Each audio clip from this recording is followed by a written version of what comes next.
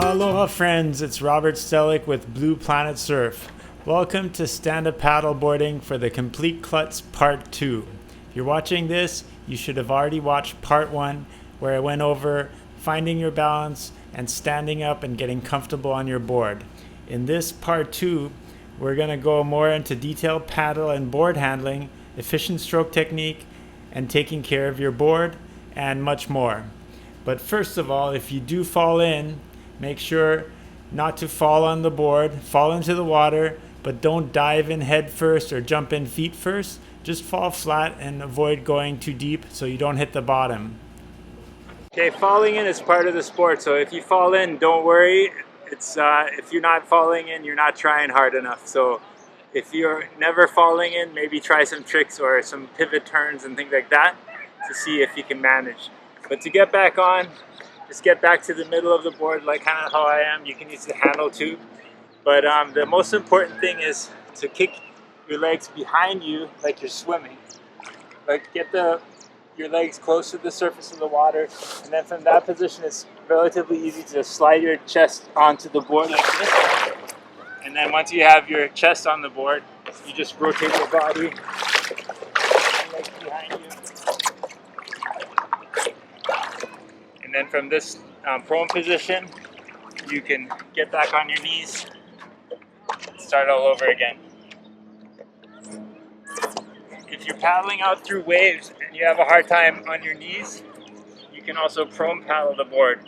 This is also good if it's really windy and you have a headwind and you can't make progress on standing up or on your knees. You can put the paddle blade under your chest like this so it's kind of pointed upward. And then you can just prone paddle the board like a surfboard. If you're struggling going upwind, if you're on your knees or sitting down, it's definitely easier to make progress into the wind because you have less wind resistance, less surface for the wind. So if you're struggling paddling upwind, try it on your knees. Some people also like to sit cross-legged. Another option, you can sit like this. If you're moving around, you don't want to unway one foot. See how I'm rocking the board if I try to walk up and down the board. So ideally, you want to kind of unway both feet and kind of make little jumps. Or some people crawl with their feet.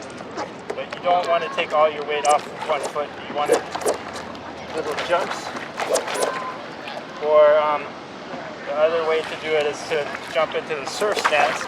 And then you can move along the center line of the board front and back without rocking the board. And the proper trim is where the board lays flat in the water. You don't want the nose to be up high or the tail. Sometimes I see people standing too far back where they sink the tail of the board, or standing too far forward where the tail is kind of sticking up and they're not properly trimmed on the board. So ideally you want to stand right in the middle of the board where it's flat on the water. So in this part, we're gonna talk about paddle handling, how to hold the paddle, how to steer the board using steering strokes, and how to paddle efficiently using proper paddle technique. First of all, one of the most common mistakes we see is people holding the paddle backwards. For some reason, intuitively, we tend to think that holding the paddle this way with the blade angled towards you, kind of back at you, it seemed like you would be able to grab more water in the front here. And intuitively, most people hold the paddle this way, but this is actually the wrong way to hold your paddle, because what happens if you pull the paddle back here, you can see my blade has like an upward angle. So this is really important. The correct way to hold your paddle is with the blade angled forward. In this case, the logo is in the front. When you're in this position, you can see my paddle is pushing the water straight back, angled straight back.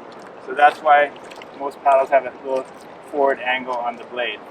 Basically, with the blade angled forward, it gives you a better blade angle. It gives you some lift in the front of the stroke. And then when I get here, the paddle is pushing water straight back. So that propels me straight forward. If I hold it this way, you can see the paddle angle is too steep and it's actually pushing water up. Another common paddle handling mistake is for people to hold the shaft too high. The top hand should be on the top handle. So you want to try to get your hand pretty low on the paddle, about halfway between the blade and the handle. You put your paddle on top of your head. Your elbows should form about a right angle at the correct paddle height. So this is the height where you get a nice amount of leverage on your stroke.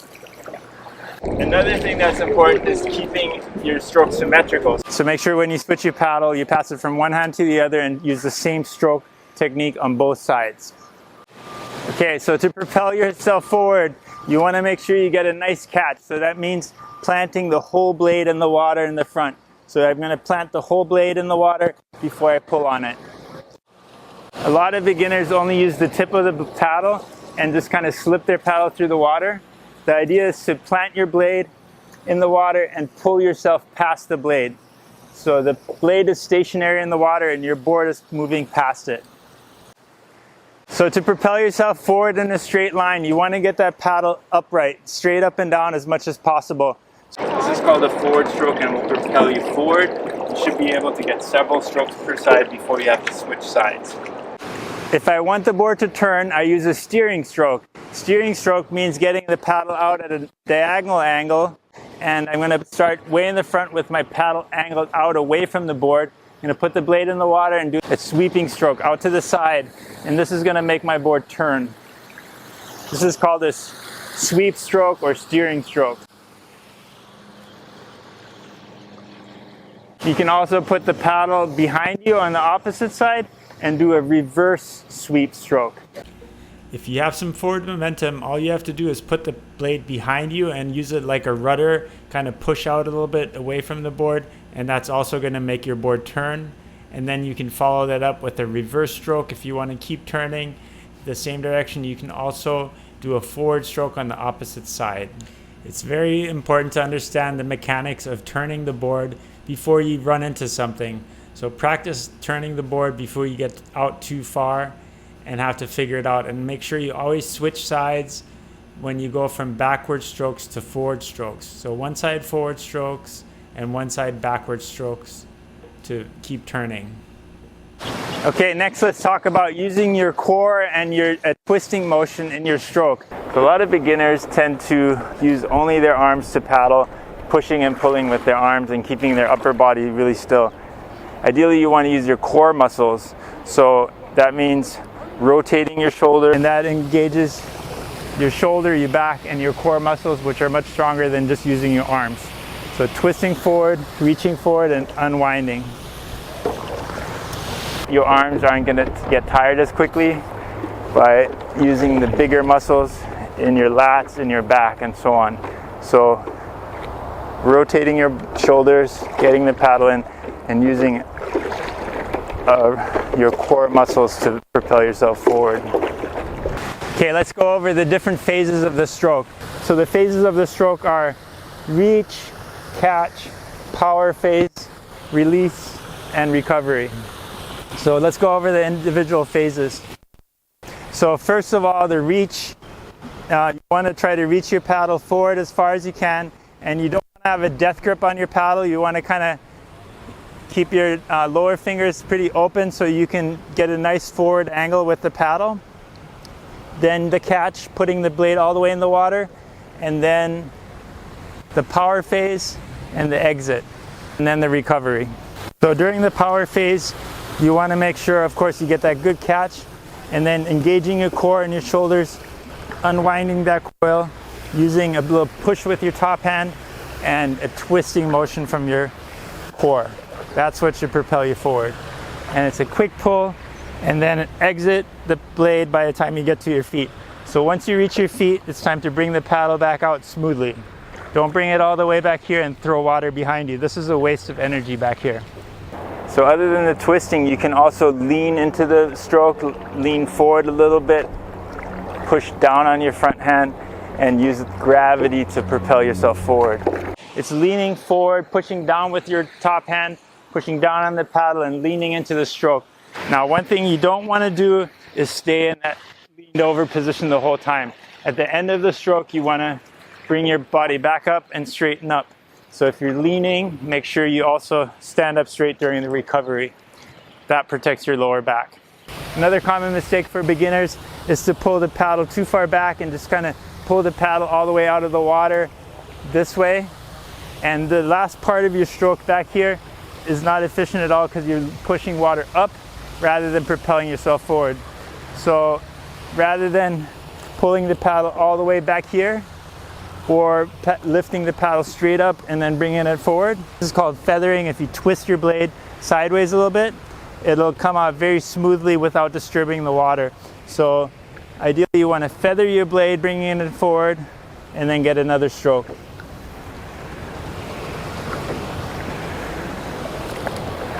So feathering means the power face of the blade, this side that pushes against the water, should go out away from you.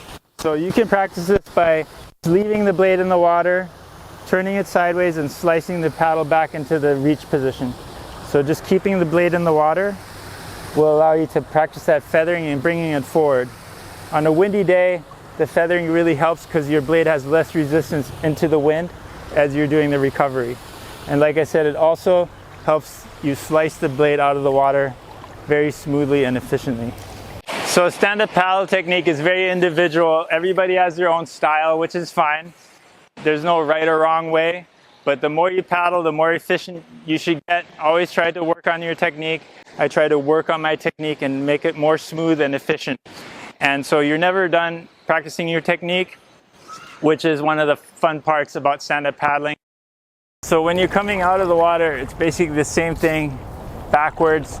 You get back down on your knees as you approach land. You don't want to just run your board into the sand or in the rocks. You're going to damage the bottom of your board. So in like knee-deep water, put one foot down carefully, make sure there's nothing sharp on the bottom and so on. Other foot, and you're next to your board. Okay, so lifting the board out of the water, you don't want to just try to lift it flat off the surface because the surface tension of the water will kind of stick to the board. I like to lift up the rail first, get it up on the rail like this, and then now I don't have to straighten my back. I just lift the board up. You don't really have to wash your board with fresh water every time. They're fine with a little bit of salt water on them. But what I like to do before I put it on my car, keep the sand off of it, you know? So instead of setting the board down on the sand, I'm going to carry it up to the grass where it's not going to get all sandy and get my car all sandy, okay? I'm just going to carry it up to the grass. Alright, it's always a good idea to keep your board in the shade, just keep it cool, protect it from overheating. And then also if you store your board at your home, don't leave it in direct sunlight. You want to store it in the shade, never in direct sunlight. Okay, if you're going to leave your board in the hot sun for more than, let's say, 10 minutes on a hot day, it's a good idea to turn it upside down because this deck pad gets really hot in the sun and it can cause heat damage. So ideally, if you leave it in the hot sun for a long time, just turn it upside down. The white side of the board stays cool. So the Blue Planet board bags have a silver reflective material on one side, and that helps to reflect the heat of the sun. So if you do put your board on the car, in the board bag, just always make sure you have that reflective side facing upwards. And it's okay to leave the board in the sun for a while, but I don't recommend letting it just sitting in the sun all day long, especially if it's parked somewhere where the heat can just build up. I mean, you know how hot it can get inside your car when the sun beats down on it. Same thing inside the board bag, it can get very hot. And it's not just Blue Planet boards, any epoxy boards. The epoxy starts to get soft and then it actually can melt at a high enough temperature. And at a certain temperature also the foam underneath the epoxy, the EPS foam inside the board, can also melt. So we've actually seen boards that got completely melted in the sun. So avoid that, especially the darker parts of your board. Don't leave them exposed to the heat. And this video was made possible by Blue Planet customers just like you. Thank you so much for supporting Blue Planet. And if you don't have equipment yet, please consider blueplanetsurf.com when you're ready to buy a board or paddle or accessories. We offer free air cargo shipping to most major airports in the US on our paddle boards. So please check out blueplanetsurf.com. All right, thanks for watching part 2 of stand-up paddleboarding for the Complete Klutz. Hope you enjoyed this video. Please give it a thumbs up if you liked it. Subscribe to the Blue Planet Surf YouTube channel down below. We'll see you on the water. Aloha.